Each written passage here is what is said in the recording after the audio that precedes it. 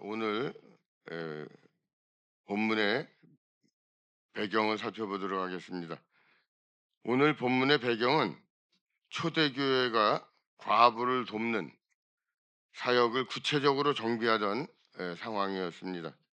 당시 교회는 남편을 잃은 여인들을 돌보는 일을 중요한 사랑의 실천으로 여겼지만 점차 참으로 도움이 필요한 과부와 그렇지 않은 사람을 구별할 필요가 생겼습니다. 이에 바울은 디모데에게 참 과부는 하나님께 소망을 두고 기도하며 경건하게 살아가는 사람이라고 정의하고 교회가 그런 사람을 중심으로 도와야 한다고 권면하고 있습니다. 이 말씀은 구제가 단순한 동정심이 아니라 분별과 질서 안에서 행해져야 함을 가르치는 교회의 지침이 됩니다. 내용 관찰 1번을 보겠습니다. 바울은 교회가 돌봐야 할 과부의 기준에 대해 어떻게 설명합니까? 9절과 10절에 있는 말씀인데요.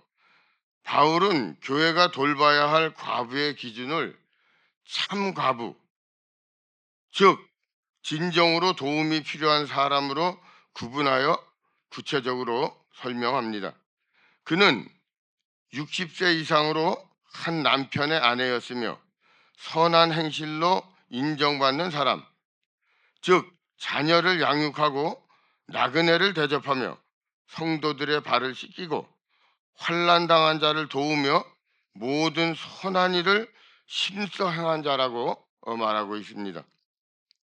이는 단순히 나이가 많거나 어려운 여인을 뜻하는 것이 아니라 신앙과 인격으로 본이 되는 삶을 살아온 경건한 사람을 교회가 우선적으로 섬겨야 함을 강조한 것입니다. 내용 관찰 2번을 보겠습니다. 바울이 젊은 과부를 명부에 올리지 말라고 권면한 이유는 무엇입니까? 11절에서 13절에 있는 말씀인데요. 바울은 젊은 과부를 명부에 올리지 말라고 한 이유를 그들이 나중에 그리스도를 향한 첫 믿음에서 떠나 다시 결혼하려는 마음을 품을 수 있기 때문이라고 설명합니다. 또한 교회에만 의존하게 되면 게을러지거나 쓸데없는 일을 하며 이 집 저 집을 돌아다니며 헛된 말이나 남의 일을 말하는 습관에 빠질 위험이 있다고 경고합니다. 즉 바울은 젊은 과부들이 의존적인 삶에 머물지 않고 새로운 가정을 이루거나 일에 힘써 책임 있는 신앙인으로 살아가기를 원한 것입니다. 연구와 묵상을 보겠습니다. 참 과부의 삶에는 왜 선한 행실의 증거가 반드시 있어야 합니까? 참 과부의 삶에 선한 행실의 증거가 반드시 있어야 하는 이유는 그녀의 신앙이 단지 말이나 감정이 아니라 실제 삶으로 드러나는 믿음이기 때문입니다. 바울은 참 과부를 단순히 남편을 잃은 여인으로 정의하지 않았습니다. 그는 하나님께 소망을 두고 기도와 경건으로 살며 그 믿음을 선한 행실로 증명하는 사람을 참 과부라고 불렀습니다. 즉 진정한 신앙인은 언제나 하나님의 사랑을 삶으로 실천하는 열매로 나타나야 한다는 것입니다. 선한 행실의 증거, 또 그 증거는 또한 그 사람의 내면이 하나님 중심으로 세워졌음을 보여주는 외적 표시입니다. 자녀를 양육하고 나그네를 대접하며 환난 당한 자를 돌보는 행위들은 모두 자기 중심적인 삶이 아니라 하나님의 사랑으로 타인을 섬기는 삶의 열매인 것입니다.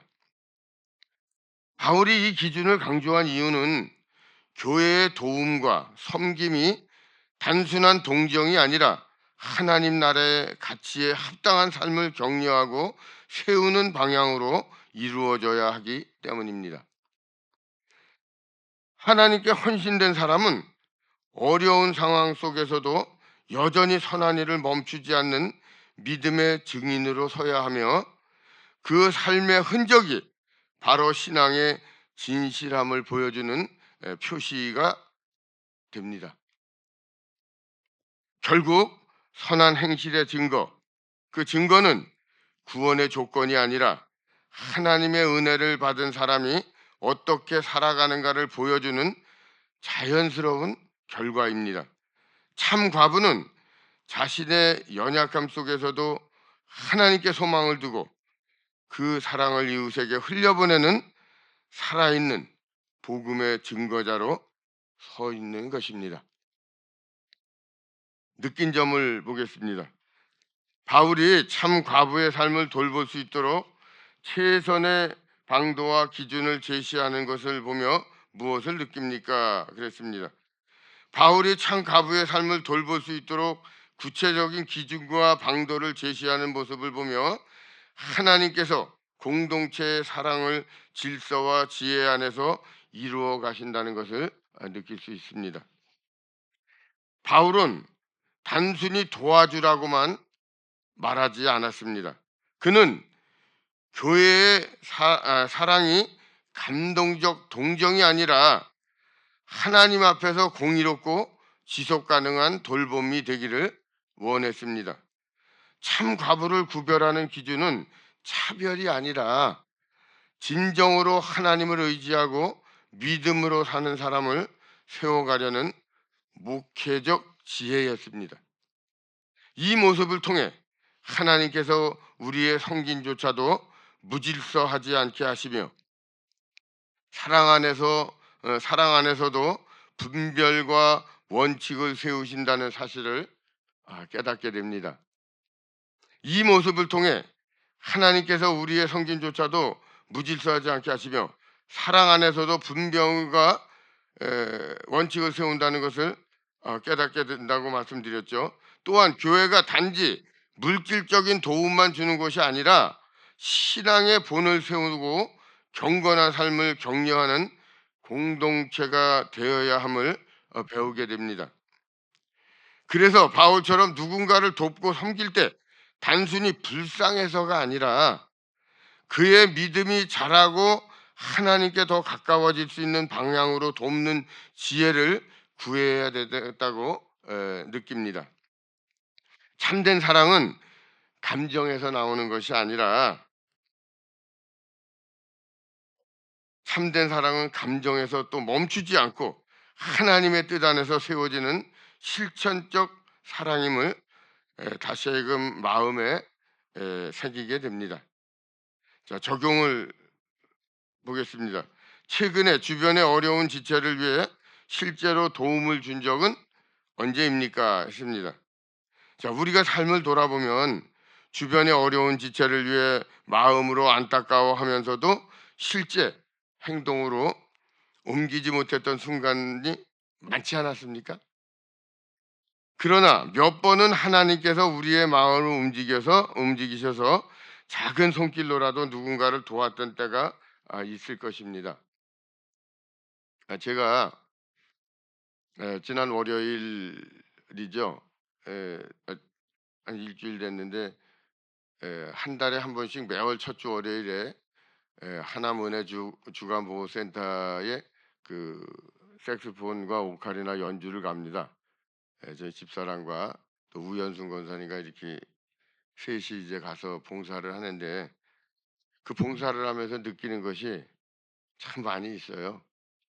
그래서 정말 우리가 자그마한 거지만 진짜 우리가 그 남을 돕는 그런 삶을 행동으로 옮길 수 있는 모두가 되시기를 바랍니다. 예를 들어 힘든 상황에 있는 지체에게 찾아가서 이야기를 들어주고 함께 기도해 준 일들, 이런 일들도 있지 않습니까? 그 마음을 통해 위로와 소망을 전달하신다는 확신이 아니었을까요? 우리가 전달할 때 믿음을 우리가 이렇게 그 마음을 통해서 위로와 소망을 전달하는 것입니다. 그런 확신이 있을 때 우리가 에, 남을 도울 수 있고 또 그 배려하는 마음이 생길 수 있다고 봅니다. 성경에서도 이런 모습은 자주 등장합니다. 사도행전 9장의 다비다가 떠오르는데요. 그녀는 옷과 속옷을 지어 어려운 과부들에게 나누어 주었던 여인이었죠. 그녀가 세상을 떠났을 때 많은 사람들이 눈물을 흘리며 이렇게 얘기를 했습니다. 이 옷을 보라. 이가 누구예요? 다비다. 그가 우리를 도왔노라 하고 말을 했습니다. 그녀의 섬김은 거창하진 않았지만 사랑이 담긴 작은 실천이 공동체를 살리는 은혜의 통로가 되었습니다. 우리도 그처럼 누군가의 필요를 보고 마음이 움직일 때 주저하지 않고 작게라도 행동하는 믿음을 실천해야 되지 않을까요? 제가 좋아하는 찬양 하나 있습니다. 누군가 널 위해 기도하네. 오늘 이 시간에도 누군가가 나를 위해 기도해 주는, 예, 누굴 위해 기도하는 그것도 작은 믿음의 실천이 아닌가 생각을 합니다. 자, 우리도 그처럼 누군가의 필요를 보고 마음이 움직일 때 주저하지 않고 작게라도 행동하는 믿음을 실천해야 됩니다. 진정한 사람은 말로만 하는 것이 아니라 손과 발로 움직이는 헌신임을 기억하며 오늘도 주변의 어느 한 사람에게 하나님의 따뜻함을 전하는 결단으로 나아가기를 바랍니다. 자, 결단을 보겠습니다. 내 주변에 도움이 필요한 연약한 지체들을 섬기기 위해 무엇을 실천하겠습니까? 했습니다.